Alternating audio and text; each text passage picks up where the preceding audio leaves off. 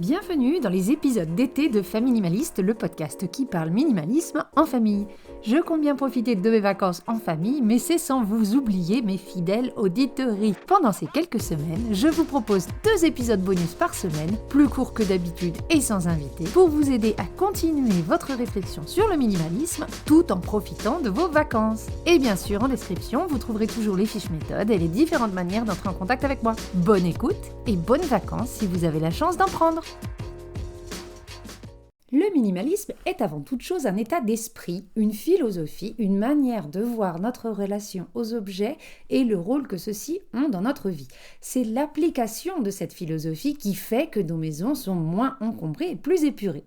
Bien sûr, s'il y a plein de bénéfices à noter sur notre bien-être, notre portefeuille, notre santé mentale, il y a des bénéfices plus terre à terre et que l'on ne soupçonne pas toujours quand on se lance dans l'aventure. Et c'est de l'un de ces bénéfices cachés que je vais vous parler aujourd'hui. Une maison minimaliste, c'est aussi une maison plus facile à entretenir, nettoyer, ranger, non seulement pour nous, parents ou adultes, mais aussi pour les enfants.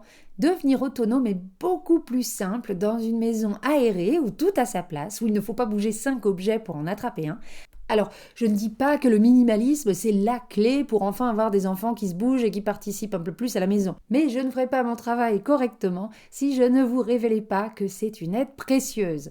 Voici en quoi le minimalisme a aidé nos enfants à devenir plus autonomes. Tout d'abord, le ménage. Passer l'aspirateur ou laver les sols en soi, c'est pas difficile. Un enfant de 5 ans peut le faire. Pas forcément très bien au début, je vous l'accorde, mais il peut le faire. Si votre enfant sait faire la roue, courir pendant des heures et se concentrer plus de 10 minutes sur un jeu ou sur un écran, il a clairement les compétences et les capacités pour passer l'aspirateur.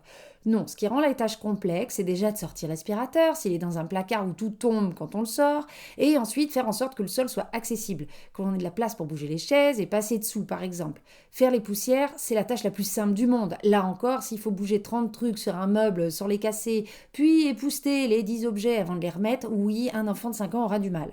Donc moins on en a, plus c'est simple.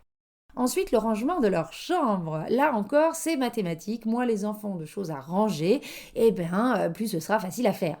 Si même vous êtes découragé à l'idée de ranger la chambre des enfants, imaginez comment eux se sentent.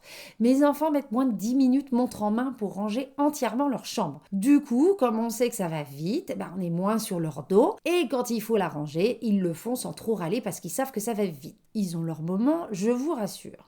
Les lessives, pareil, même chose. En faisant notre grand tri de vêtements, on n'a gardé que les vêtements faciles à entretenir. Alors, je sais que c'est un sujet très clivant, les lessives. Dès que j'en parle sur Insta, j'ai des réactions très fortes en DM. C'est toujours rigolo. Mais nous, on a pris la décision de faire en sorte que tous nos vêtements puissent se laver ensemble, sans tri préalable. C'est un choix. Je ne dis pas que c'est ce qu'il faut faire, mais en tout cas, nous, c'est un choix. Comme ça, les enfants peuvent mettre les lessives en route plus facilement. Tout dans la machine. Toujours le même produit, 30 ou 40 degrés et hop, c'est parti. Si on doit trier, faire attention aux couleurs, aux matières, aux produits, à la température, c'est trop compliqué. Depuis quelques années maintenant, ce sont donc les enfants qui sont principalement responsables des lessives. C'est beaucoup plus simple.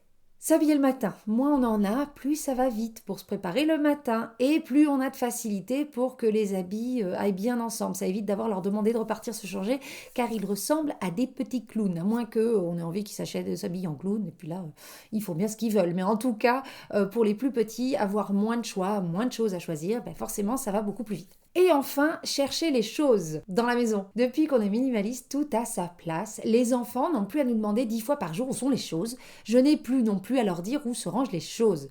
Moins de questions à répondre, parce que c'est quand même x3 chez nous, on est moins sur leur dos et ils peuvent être plus autonomes quand ils ont besoin de telle ou telle chose sans toujours passer par nous. Moi, clairement, c'est vraiment la chose qui m'a soulagée le plus, de plus entendre maman où c'est ça, ou de leur dire exactement où ranger les choses. Ils peuvent les ranger sans avoir à me demander. Donc voilà en quoi le minimalisme a favorisé l'autonomie des enfants à la maison. On arrive à la fin de l'épisode et je voulais vous laisser sur le message suivant. Si on inclut la famille dans sa démarche minimaliste, les enfants se sentent aussi inclus et ils ont l'impression de vivre chez eux autant que chez leurs parents, avec les responsabilités que cela comprend. C'est beaucoup plus simple de leur demander d'être responsables de la maison ou d'une partie de la maison lorsqu'on les a inclus. Merci d'avoir écouté cet épisode jusqu'au bout. Si le podcast vous plaît, merci de me laisser toujours des cœurs et des étoiles sur les plateformes d'écoute. C'est une des meilleures manières de me soutenir dans sa création. Ça, et bien sûr vos écoutes et les partages avec vos proches. Si vous découvrez le podcast grâce au bonus d'été, je vous invite à écouter les épisodes réguliers, en solo ou en duo. Je partage avec vous astuces, méthodes et réflexions pour vivre une vie concentrée sur l'essentiel et débarrassée du superflu.